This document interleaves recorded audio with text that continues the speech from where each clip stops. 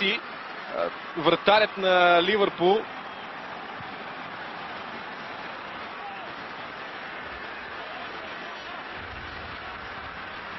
Понякога прекалено уверен е Алисон, сега обаче попадение за Колумбия.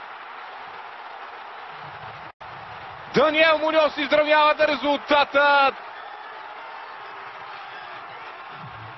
Може би логичното се случи на фона на по-добрата игра на колумбийците в втората половина на първата част. Втори гол за Даниел Муньос от началото на Копа Америка 2024. Ето го ключовия пас на Джон Кордова.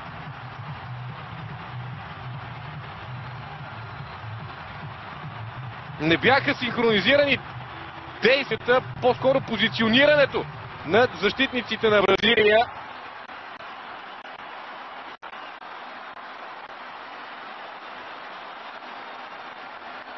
Великолепна изява на Джон Кордова, централният нападател на руския Краснодар, успя по някакъв начин да провре топката между четирима бразилци.